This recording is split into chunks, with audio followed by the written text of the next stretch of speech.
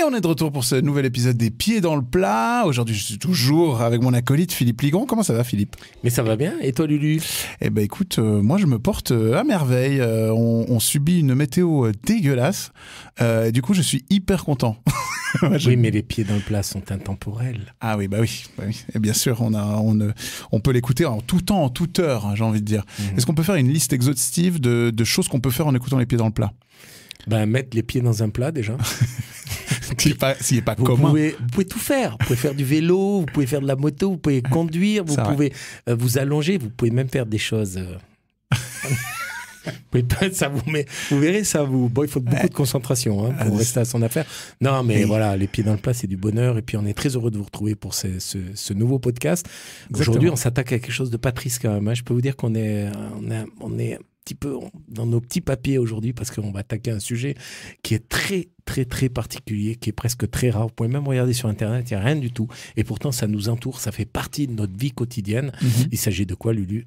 On va parler d'appellation culinaire. Vous voulez manger avec nous? Allez, viens, je vais te faire goûter un truc. Devine quoi? Maintenant, je veux une pâtisserie. Oui, j'ai envie de me farcir un gâteau débile. Ah bah ça tombe bien, j'aime pas les huîtres. Les appellations culinaires. Effectivement. Imaginez donc, c'est quand même un truc où... on a ça tous les jours. On va manger des spaghettis bolognaises, on va manger un riz casimir, on va manger un steak de bœuf, on va des piccata à la milanaise. Ok, super, ouais, génial. Mais d'où ça sort et pourquoi? C'est aujourd'hui dans les pieds d'un plat. Exactement, c'est à ça qu'on répond aujourd'hui. C'est un sujet qui est extrêmement vaste, donc on va essayer de couvrir un maximum. Comme d'habitude, n'hésitez pas à nous mettre en commentaire ou à nous faire savoir, soit sur nos réseaux directement, de ce que vous n'avez pas compris ou de ce que vous voulez qu'on traite dans le futur. Alors nous, en tant que cuisiniers, c'est sûr que c'est quelque chose avec lequel on a l'habitude de traiter. Pas plus tard que ce week-end, on en a parlé avant hors enregistrement. J'ai une amie qui est venue vers moi qui m'a dit « Moi, j'adore éplucher les tomates. » Et alors là, je lui ai dit « Non, on n'épluche pas une tomate. » Honte à elle. Et puis, c'est un scandale. Mais je lui ai dit, j'ai essayé de lui expliquer, non, on n'épluche pas une tomate, on la monde. Elle dit, comment ça, on la monde? Elle m'a pris pour un fou, puis j'ai dit, c'est comme ça que ça se dit, c'est tout. C'est pas moi qui ai décidé, c'est comme ça. Ouais, il faut savoir aussi, par rapport à ça, aux appellations culinaires, parce qu'il y a deux sortes de choses. Il y a les appellations culinaires qui traitent de techniques ou de méthodologie de travail, ce genre de choses. Et puis, il y a les appellations culinaires dont je parlais avant, c'est-à-dire celles qui traitent des noms des plats, des appellations vraiment des préparations culinaires, ce qui est encore autre chose. Mais tu parles de monder, on pourrait dire aussi, on n'épluche pas des œufs, on les écale. Mais toutes ces définitions techniques viennent d'une connaissance empirique. Il faut savoir que la cuisine est un des corps de métier les plus anciens en termes de formation professionnelle. Il y a des traces très précises, des informations très précises qui datent du Moyen-Âge sur, par exemple, la formation de cuisinier. Et il y avait déjà des apprentis de cuisine au Moyen-Âge. D'ailleurs, la formation, étrangement, était déjà à 3 ans. Elle a varié après en fonction des siècles et des années, mais des décennies. Mais... c'est quelque chose de très empirique. C'est-à-dire que si un chef te dit quelque chose, eh ben, tu l'apprends comme on te l'a dit. Et toi, après... sans même t'en rendre compte, tu vas enseigner la même chose à ton apprenti. On retrouve ça d'ailleurs dans l'égyptologie, mais ça on en reparlera peut-être dans un autre podcast, parce que là on sort un peu du domaine de la cuisine, quoique il faudra que je vous parle un jour de Knot-Moutpou, qui était ce fameux cuisinier nain, esclave. Pourquoi nain? Parce que voilà, c'est un surnom qu'on m'a donné à une certaine époque, bref, peu importe, mais là on est dans un autre domaine. Mais pour revenir à ces appellations culinaires, il faut faire la différence entre les deux, et c'est pour ça que la formation professionnelle est très très importante, parce que ça nous permet de comprendre notre monde et pouvoir expliquer, voire expliciter les choses, et puis on peut s'appéter quand on est dans le beau moment. Exactement. On peut aussi lire une carte de façon beaucoup plus juste, de façon beaucoup plus efficace, sans avoir à demander au pauvre serveur « C'est quoi exactement comme partie, ça, c'est quoi ?» Et tout ce qui s'ensuit, tout simplement. Ouais, mais je voudrais ajouter quand même que, à contrario, maintenant, moi, j'en arrive à taper du poing sur la table. C'est pour ça qu'on vous a préparé aujourd'hui ce podcast, parce que je suis sûr que vous avez certainement jamais entendu parler. Vous devez même, en nous écoutant, vous dire « Mais pourquoi il nous parle de ça? Qu'est-ce qu'on en a à faire ?»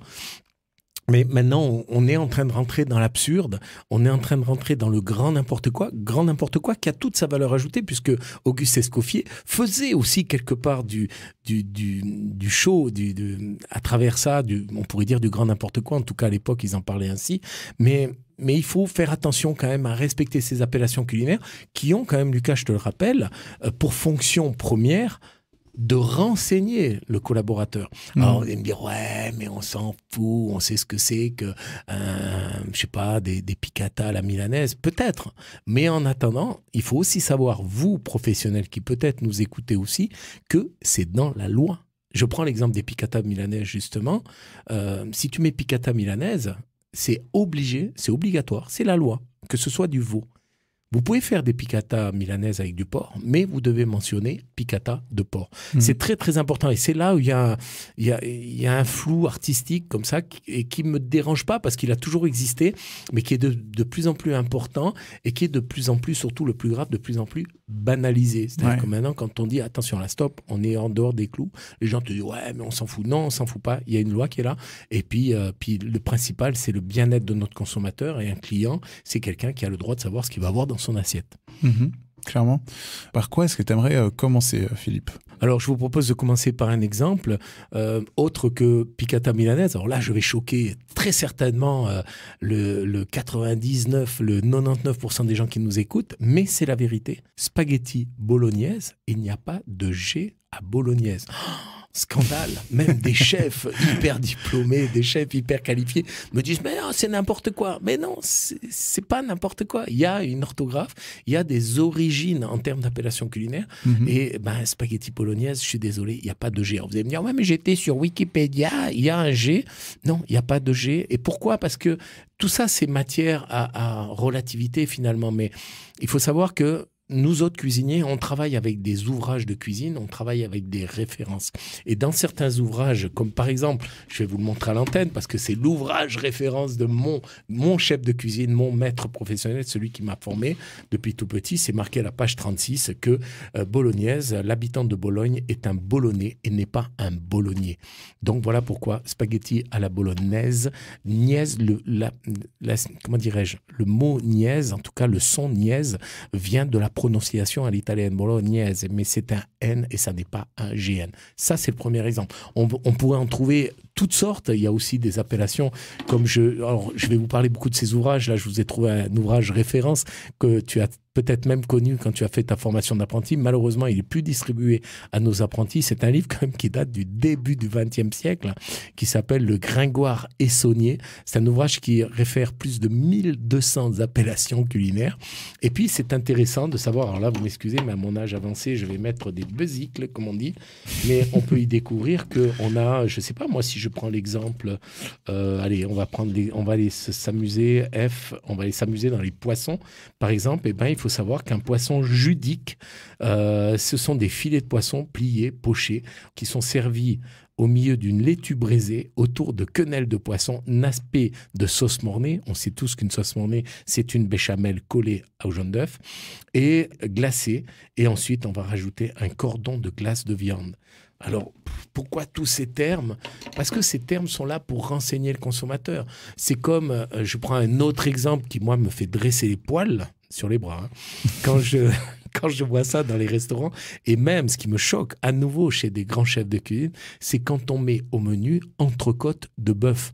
Entrecôte de bœuf, c'est comme si vous disiez on va faire du vélo sur un vélo qui roule. C'est la même chose. Une entrecôte par définition, et ça c'est la loi qui le dit, c'est obligatoirement du bœuf. Tu peux faire une entrecôte d'un autre animal, généralement c'est du cheval, ça s'appelle une entrecôte de cheval.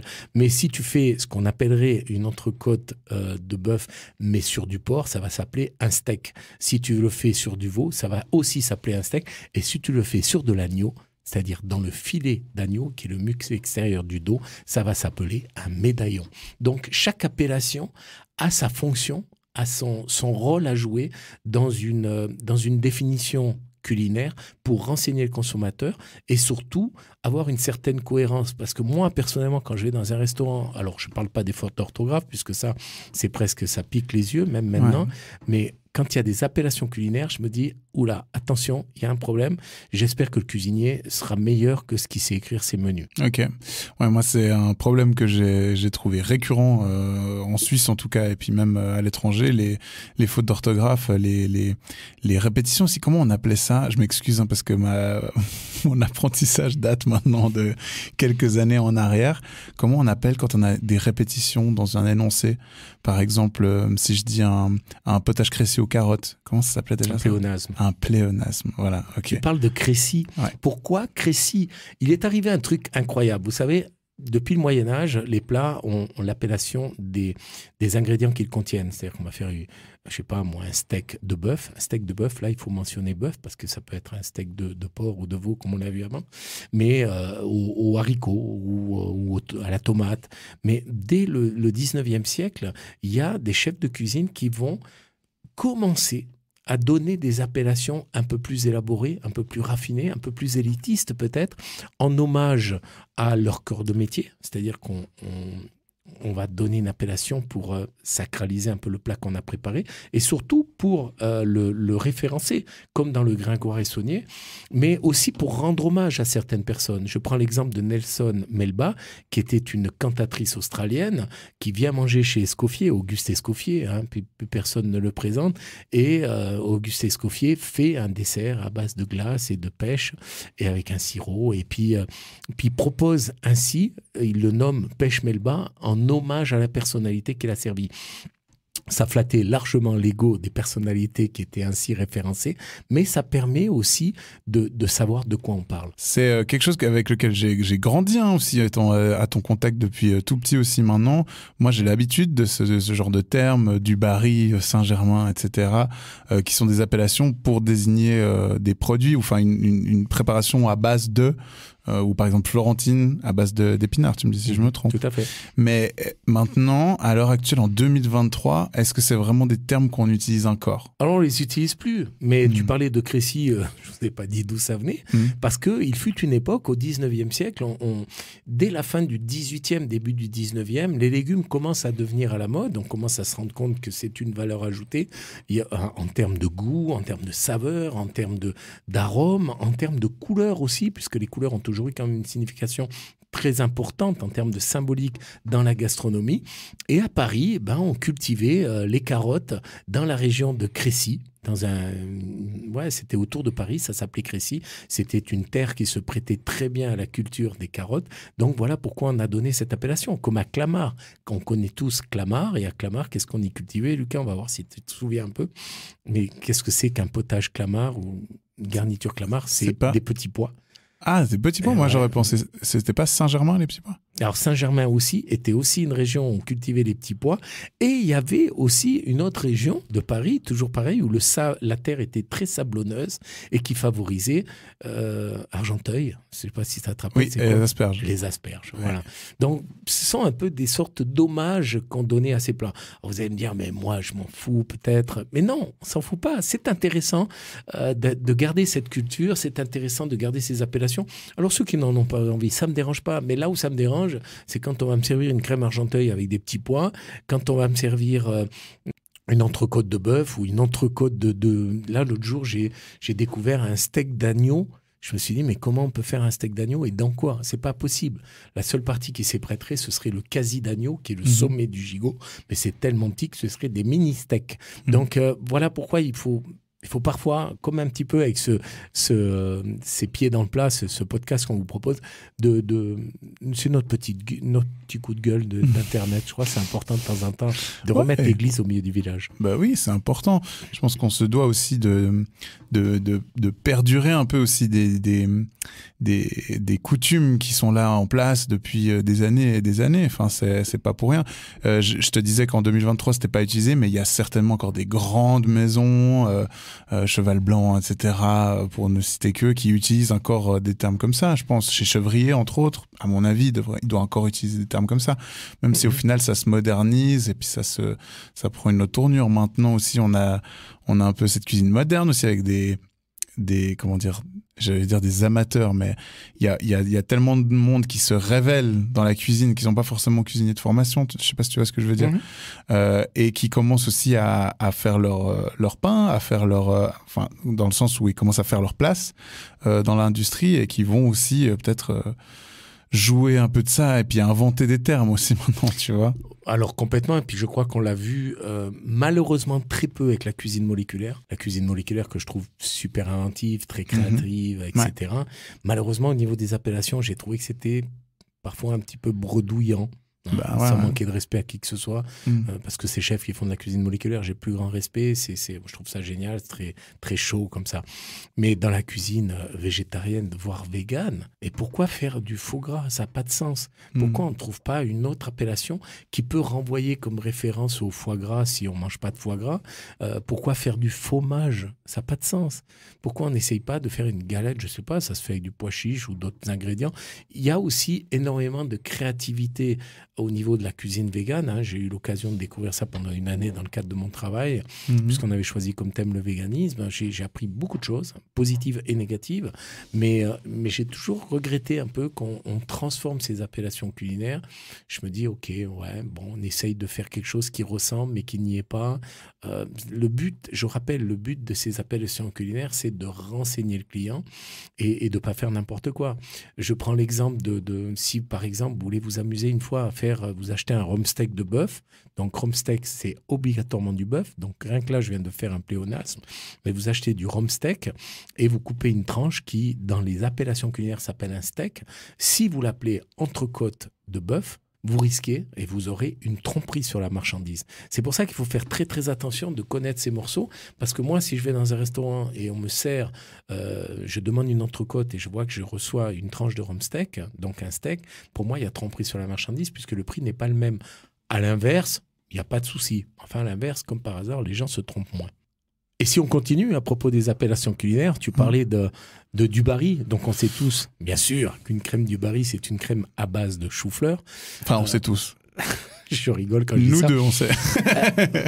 Comment dire? Vous savez que la comtesse du Barry, qui était la maîtresse de Louis XV, c'était une personne dont on a dit qu'elle était une des premières escort girls du monde, c'est-à-dire une professionnelle du charme.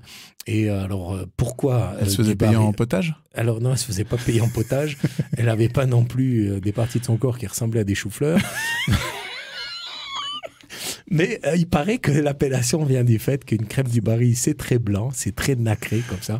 Et c'est parce que la comtesse du Barry avait la peau très blanche, comme de la porcelaine. Et c'était une sorte d'hommage qu'on lui rendait.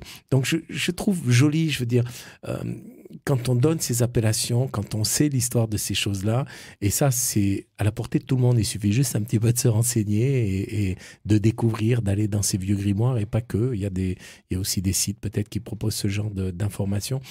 Les préparations qu'on propose ainsi dans les restaurants prennent, à mon avis, une toute autre dimension.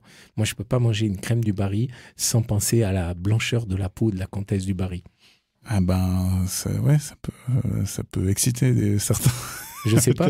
Mais tu vois, je prends encore un autre exemple. Là, je travaille sur un projet, on va pas citer une série qui est produite par la RTS et Netflix, qui va sortir en septembre 2024, je crois, j'espère, si on est dans les temps, qui s'appelle Winter Palace.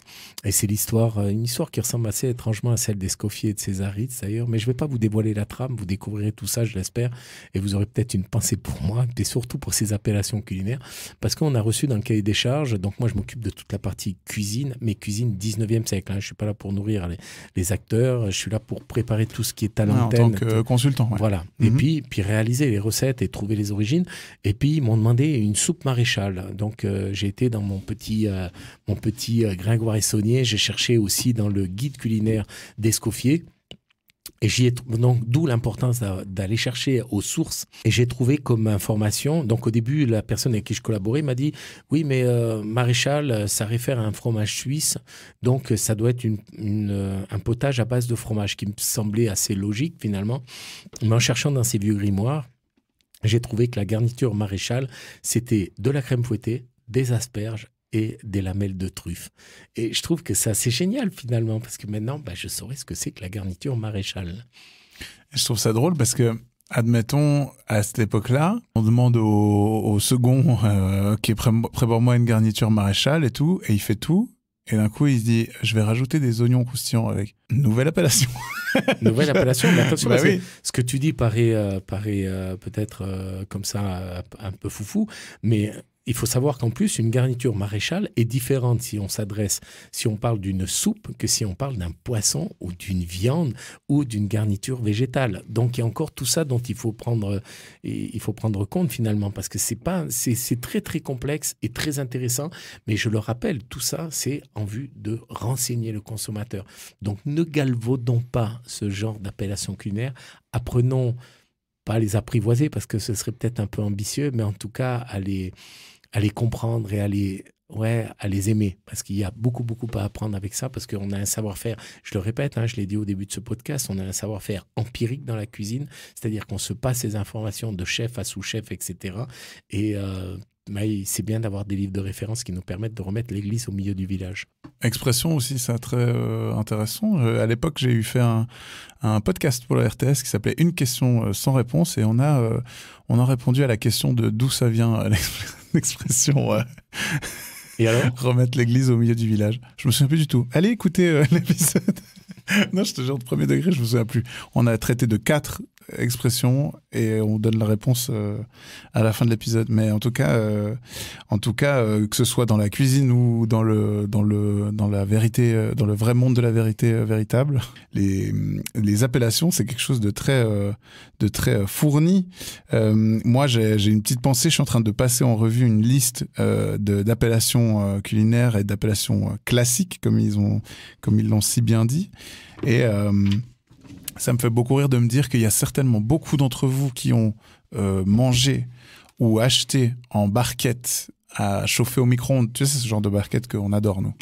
Tu vois ? Oui, bien sûr. Ouais, ça, Très, c'est très bon. le top niveau tout. Rendement, tout ça. Au niveau budget, ça budget. coûte hyper cher. Au Ouais. niveau santé, vous bouffez du sucre et du sel, vous imaginez même pas. Et Exactement. puis au niveau écologique, vous êtes en train d'encrasser vos poubelles que vous payez pour faire débarrasser. Et puis vous encrassez surtout votre corps, parce que votre corps et votre esprit, car vous aliénez votre culture gastronomique. Exactement. Putain, là, j'ai culpabilisé à fond tout le monde. C'est pas bien, le résumé. Mais j'allais parler du fameux hachis parmentier. Mhm. Voilà, parce que je pense que certains d'entre vous se disent pourquoi parmentier en fait ? Pourquoi un hachis c'est quoi parmentier et tout ? Et donc parmentier, on est d'accord que c'est quelque chose à base de pommes de terre, tout simplement. Alors, Antoine Parmentier était un botaniste qui faisait beaucoup de recherches et qui était, à un moment, c'était une époque assez contrariée en France, où on pouvait être royaliste et républicain du jour au lendemain en fonction de la situation. Talleyrand, dont je vous parlerai peut-être dans un prochain podcast, en savait quelque chose. Antoine Parmentier, donc botaniste, féru de recherche, se retrouve un peu malgré lui prisonnier de l'armée prussienne et se rend compte que les soldats français pris par l'armée prusse sont correctement nourris. Et il se dit, c'est incroyable. En plus, on mange quoi ? On mange de la pomme de terre, de la patata, puisqu'à l'origine, ce tubercule vient d'Amérique du Sud et s'appelait la patata, d'où le mot de patate qu'on lui garde encore à l'heure actuelle. Et les Français n'en mangeaient pas, parce qu'eux, ils mangeaient les feuilles, et on sait que les feuilles sont toxiques. Donc, mais les Prussiens, les Austro-Hongrois, tous ces gens-là en mangeaient, les Allemands en mangeaient, et lui s'est dit, mais c'est juste génial. Alors après, il y a une légende qui dit qu'il aurait compris toute la valeur ajoutée de ce produit, bien sûr, et qu'il aurait à ce moment-là planté un champ de pommes de terre, il aurait mis des gardes autour, et puis il aurait dit aux gardes pendant la nuit, faites genre vous endormez, et que la population, voyant qu'il y avait des gardes autour de ce champ, se sont dit, si c'est gardé, c'est que ça a énormément de valeur, donc on va les piller, les pommes de terre, enfin les végétaux qui se trouvent dans ce champ la nuit. Je pense que c'est une légende. Par contre, ce que je pense, c'est qu'il a été assez malin pour s'entourer d'érudits de l'époque. Donc là, on est à la fin du 18e siècle. Et il commence à faire des plats, il commence à les faire goûter dans la haute société parisienne, dans l'aristocratie, aussi autour de la royauté de l'époque. Et puis, comme les aristocrates aiment ça, tout le monde se met par un phénomène de cascade à en consommer. C'est comme ça et c'est ainsi que les pommes de terre sont rentrées dans notre gastronomie et assez étrangement beaucoup en France. Parce qu'à l'origine, on gardait les pommes de terre pour nourrir les cochons. Et donc, c'est juste bien. Et c'est pour ça qu'on a gardé cette appellation de parmentier pour éviter d'avoir une appellation de pommes de terre. D'ailleurs, moi, quand j'ai fait mon brevet fédéral, j'avais un expert de cuisine qui s'appelait monsieur Francis Grandjean, qui était chef de cuisine au buffet de la gare à Romont, sauf erreur, et Romont ou Fribourg, je ne sais plus, et qui m'avait repris quand j'écrivais mon menu. Il m'a dit, vous retirez l'appellation de pommes de terre et vous mettez l'appellation de pommes parmentier. Je lui ai dit, mais ce n'est pas des pommes parmentier. Il m'a dit, je m'en fous, je ne veux pas voir le terme de pommes de terre qui ont un côté péjoratif. Quand même hallucinant, ce genre de choses. C'est quelque chose de très, très réglementé. Mais là, je pense que vous devez me prendre pour quelqu'un de psychorigide, quelqu'un de très tatillon. Oui et non. C'est-à-dire qu'à contrario, amusez-vous à inventer des appellations culinaires, mais pour des recettes que vous inventez ou seulement pour des événements spéciaux. C'est-à-dire qu'il ne faut pas oublier qu'il y a des fois, parfois on fait des banquets, je ne sais pas, je ne veux pas dire le mot d'Halloween parce que je ne suis pas du tout fan de ce genre de fête, mais peut-être soirée Crazy Horse ou soirée Las Vegas ou ce genre de choses. Mais amusez-vous à faire un filet de bœuf roulette ou blackjack, ou amusez-vous à trouver des appellations comme ça, mais qui sont des appellations pour un banquet, pour une occasion bien particulière. Ça, vous pouvez vous amuser parce qu'on a le droit de tout faire. Mais ne galvaudons pas ces appellations culinaires dites plus classiques que l'on trouve dans ces nombreux ouvrages. Ouais, ne les rendons pas ridicules, quoi, à quelque part. C'est comme quand on nous sert, alors après, on est plus dans un concept orthographique ou grammatical, quand on me sert des échalotes, je ne sais pas, un onglet à l'échalote et qu'il y a 2 T dans échalote, non, il n'y a qu'un T dans échalote, ou qu'on me sert, je ne sais pas, une pièce de viande avec des carottes et on met le mot carotte au pluriel. Je suis désolé, on ne mange pas plusieurs carottes dans une assiette, ou alors on arrive dans le monde du lapin. Donc il faut faire attention à ça. C'est-à-dire que le singulier ou le pluriel ont aussi une importance en fonction du nombre qu'on va consommer. Si vous mangez si on parle de lapin, un filet de lapin aux olives, on ne va pas mettre un filet de lapin à l'olive, parce que alors vraiment c'est des menus vraiment hyper gastro, hyper dégustation. Donc c'est toute l'importance de connaître son métier et de savoir de quoi on parle et surtout renseigner le client. C'est ça le but premier de ces appellations culinaires. Pourquoi elles ont été mises au point? C'est pour renseigner. Tu parlais aussi de renseigner le collaborateur au tout début? Oui, parce qu'un collaborateur peut aussi savoir de quoi il parle. Moi, je trouve que c'est bien pour un collaborateur. Je sais que j'ai eu la chance de travailler avec du personnel de service qui aimait son métier, qui l'aime toujours. Et je trouve intéressant quand ces gens-là viennent aussi me dire, mais dis donc, chef, Chateaubriand, c'est pas plutôt cette partie-là? Ben oui, c'est cette partie-là, vous avez raison, ou non, vous n'avez pas raison. Et on en parle. Donc, il y a quand même des gens qui sont intéressés à leur métier. Nous, on a tendance un peu à croire, les cuisiniers, que nous sommes des gens super calés, super pointus, et que le personnel de service sont juste des bras caillons, des bras cassés, comme on les appelle, qui portent des assiettes ou des plateaux. C'est pas vrai. Il y a aussi des gens qui sont calés. En tout cas, moi, je leur tire mon chapeau quant à la connaissance des vins, parce que je suis vraiment nul avec ça.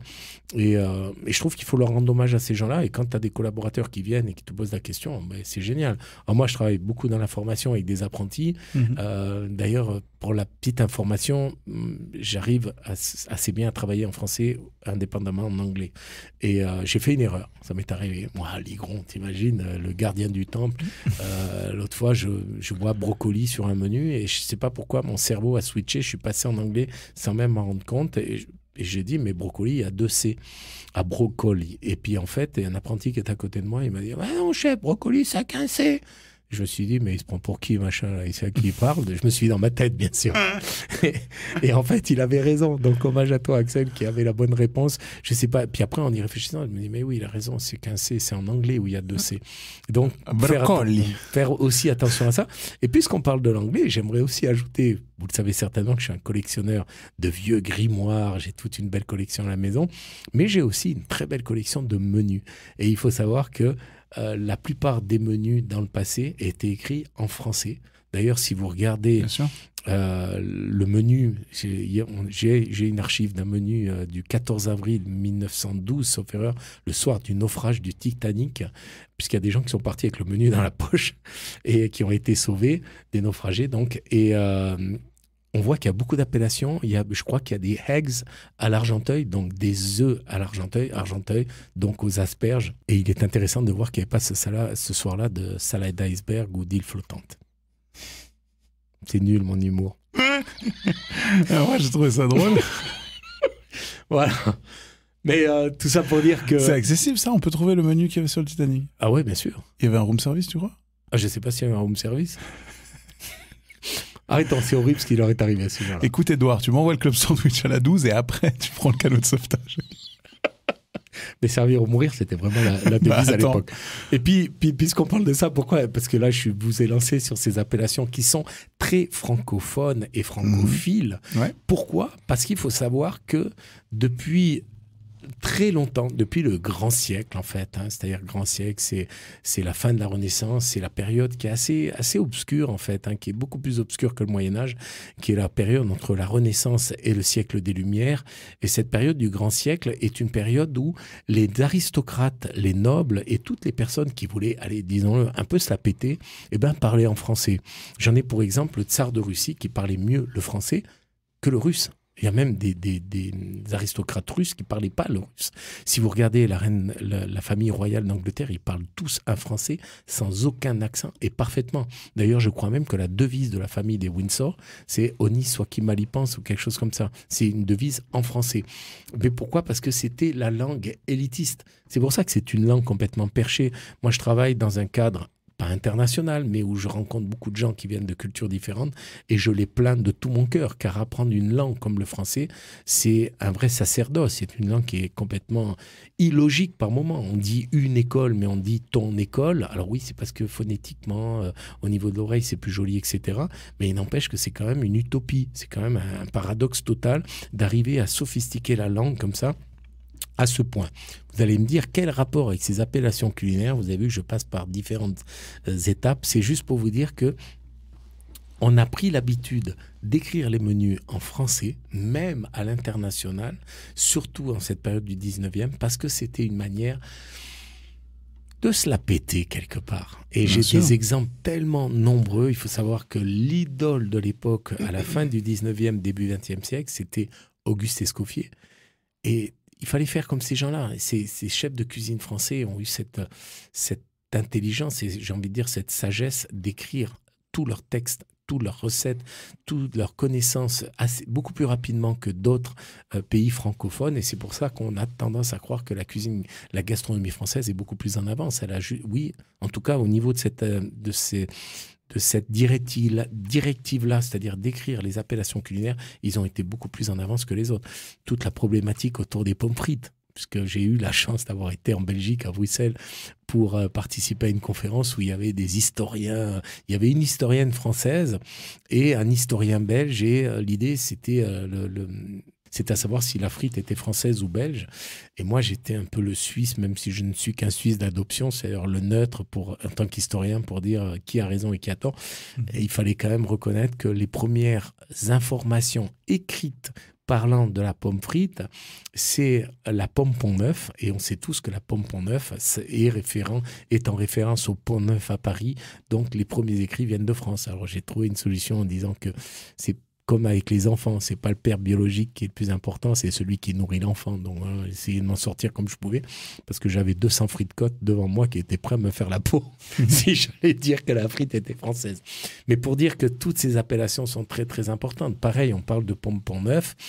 C'est quoi une pomme Pont-Neuf, Lucas? Tu le sais comme moi, c'est une grosse pomme frite. Ouais. Parce qu'à l'origine, on les taillait un peu plus grosses. Après, il y a eu la pomme frite. Après, il y a les pommes. C'est pas genre 1 cm?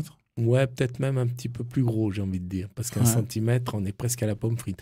Mais après, il y a les pommes allumettes, il y a tout ça. Donc, toutes ces appellations qui sont un peu snob, je vous l'accorde, mais renseignent le consommateur. Alors après, c'est sûr qu'il faut avoir une certaine connaissance de base, mais vous êtes d'accord avec moi que c'est plus joli de servir des pommes allumettes ou des pommes Pont-Neuf. Tiens, on vous met des pommes Pont-Neuf au milieu, que vous dire, on va vous servir des bâtonnets de pommes de terre qui sont coupés à 1,5 cm de côté. C'est pas très glamour sur la carte des mets.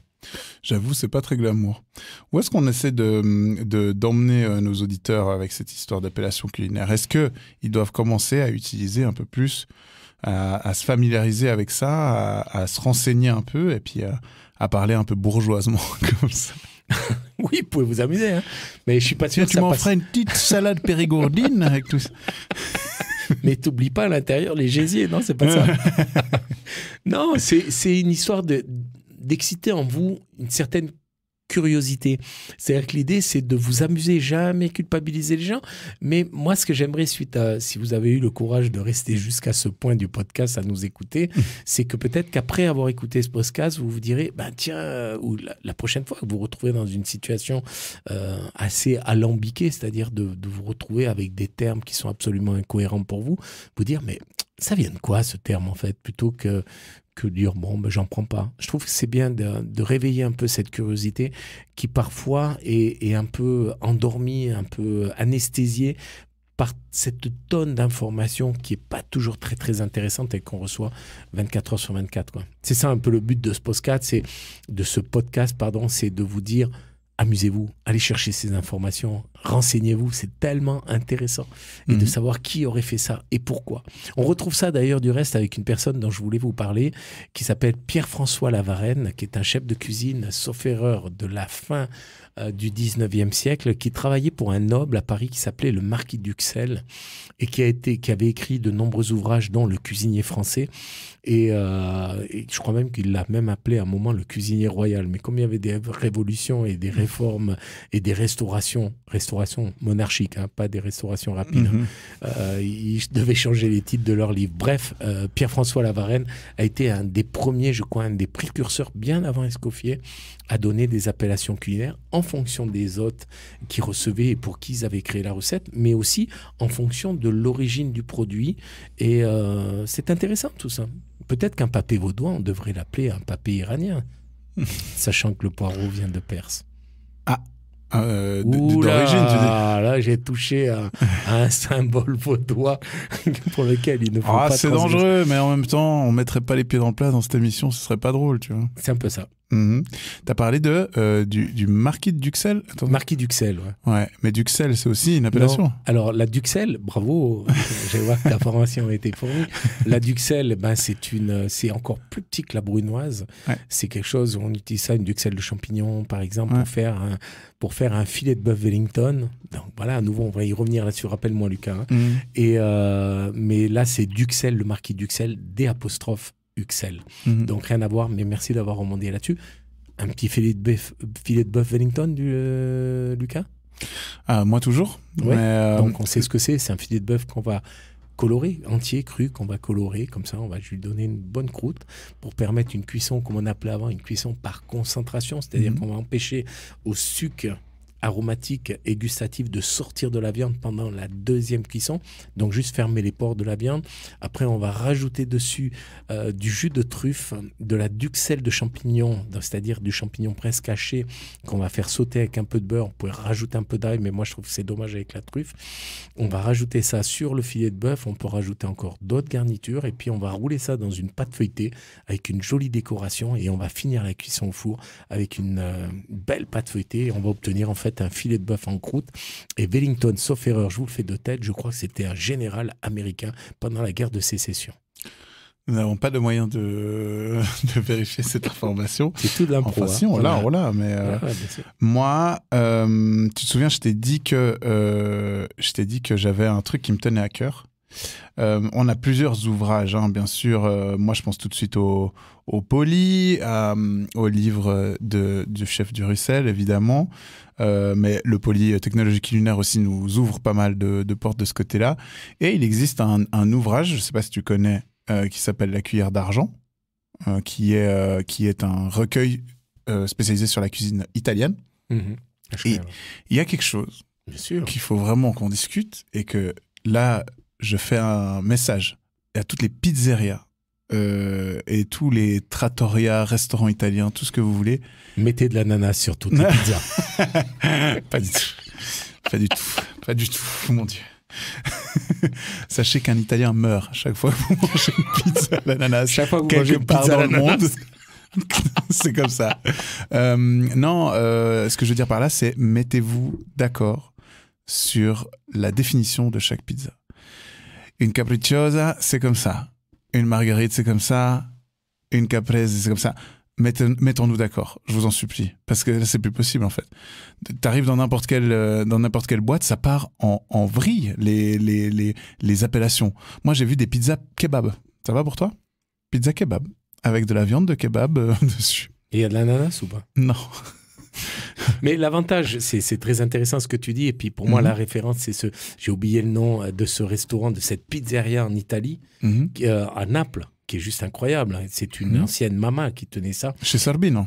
Sarbino, Ouais, c'est juste, j'y ai mangé. Moi C'est aussi. le fils Sarbino qui maintenant est à l'œuvre, Oui. qui est un homme complètement décalé. Je vous invite vraiment à découvrir la vie de cette famille de pizzaioli, c'est ça? Pizzaioli. Pizzaioli. Et ils étaient quand même, la maman était une des 14 enfants de la famille, je crois 14 ou 17, je ne sais plus comment ils étaient. Et ils ont tous été pizzaiolo ou pizzaiola, tous dans la famille.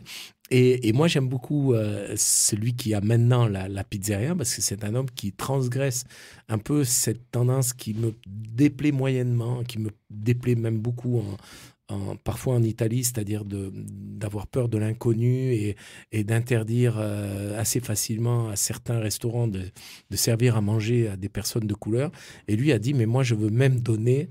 c'est le premier qui a accueilli des footballeurs qui jouaient à Naples étrangers et de couleurs de peau différentes. Ça, c'est très important. Il ne faut jamais parler de racisme parce que c'est un sujet tabou. Il faut savoir qu'il y a des racistes partout. Et malheureusement, il y en a trop.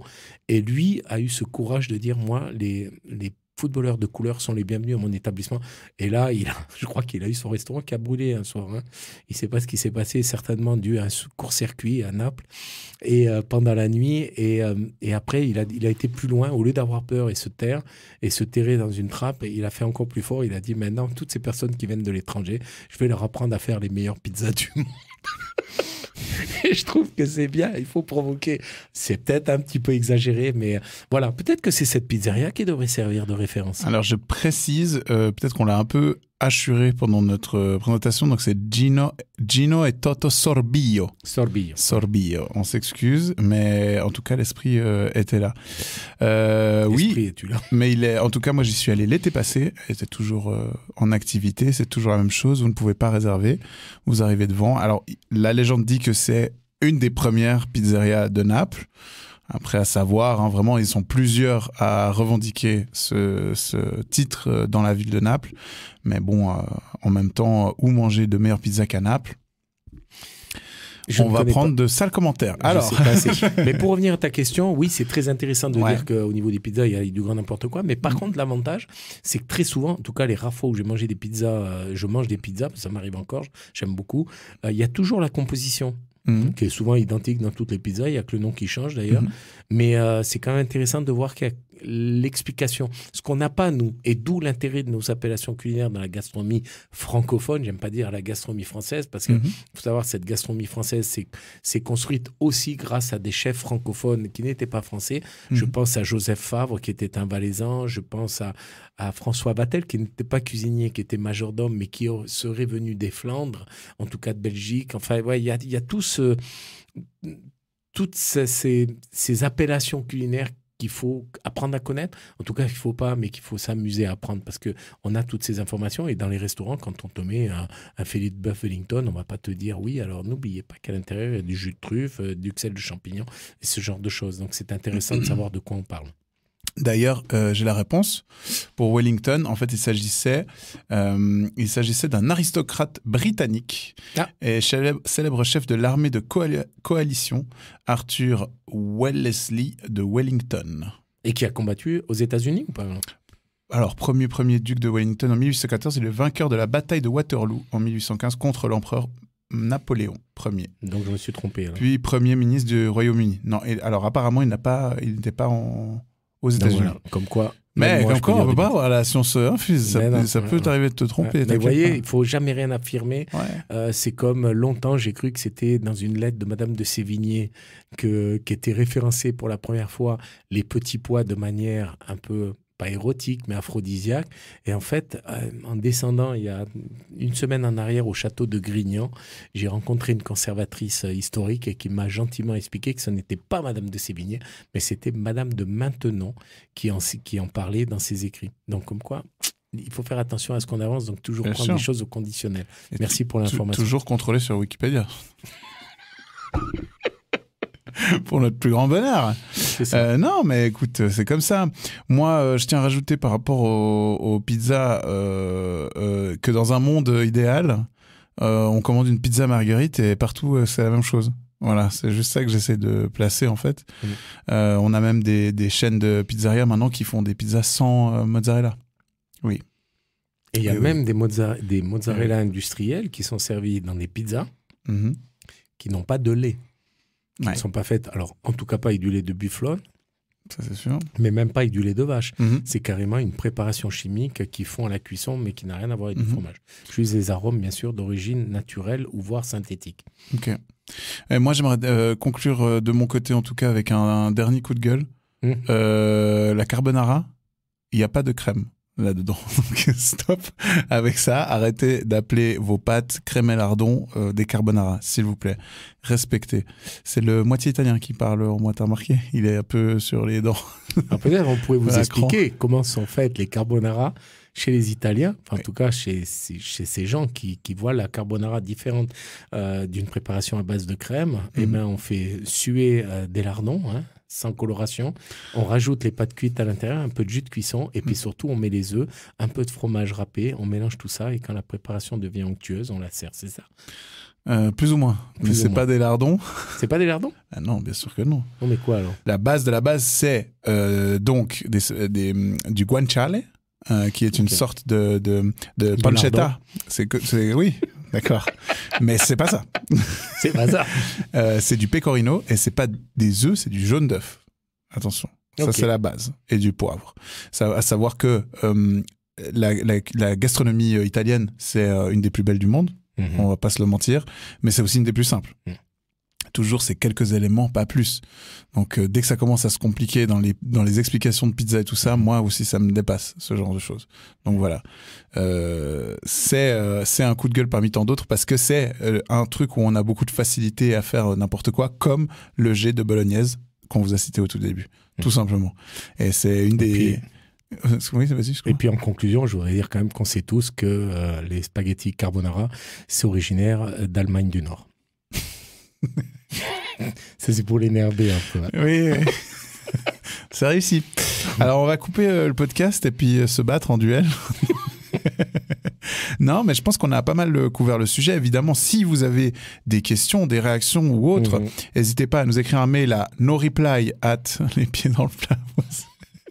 Non, je rigole évidemment. Écrivez-nous sur nos réseaux sociaux. Vous pouvez nous retrouver The Mighty Lulu sur Instagram, Philippe Ligron sur Facebook et sur Instagram. On vous prépare un joli site internet qui arrive tout beau tout chaud où il y aura une rubrique Les pieds dans le plat. Oui, je te l'avais dit. Voilà. Ok, ben je l'apprends en même temps que vous. En tout cas, merci d'avoir écouté ce podcast jusqu'au bout. Oui. C'était un grand plaisir. Vous voyez, on en apprend tous les jours. La preuve, j'ai appris pour Wellington que c'était pas un général américain, mais anglais, et qui en plus il a gagné à Waterloo. Je comprends pour. Ouais, c'est trop fort quand même le gars. Ça mérite une recette quand même. Hésitez, tu vois, tu disais de faire des appellations et tout par rapport à une fête ou comme ça. N'hésitez pas. Imaginez la classe que c'est. Admettons que votre petite amie réussisse un marathon, elle batte son record, inventez-lui une recette. Ouais, faire attention quand même à ce que vous inventez comme recette. Je veux dire par là, vous avez une copine, je sais pas, elle s'appelle Géraldine, vous avez envie de lui faire plaisir et vous lui faites un plat à la Géraldine et puis c'est du boudin à l'intérieur. Vous risquez peut-être de pas marquer des points ce jour-là. Je t'ai préparé un moelleux wasabi, ma chérie. Je l'ai appelé le moelleux Géraldine. C'est quelque chose. Non, mais il y a des plats comme le boudin, par exemple. C'est pas très glamour en termes d'appellation. Enfin, en termes de préparation pour un repas en amoureux. Voilà, faire attention avec ça. Des fois, on peut tomber les pieds dans le plat, justement. Exactement. Mettre les pieds dans le plat. Et je conclurai ça en vous disant que la cuisine, au final, comme dans le sexe, l'important, c'est le goût. Allez, bisous. Quelle horreur. Mais avec du lardon. Vous voulez manger avec nous? Allez, viens, je vais te faire goûter un truc. Devine quoi? Maintenant, je veux une pâtisserie. Oui, j'ai envie de me farcir un gâteau débile. Ah bah ça tombe bien, j'aime pas les huîtres.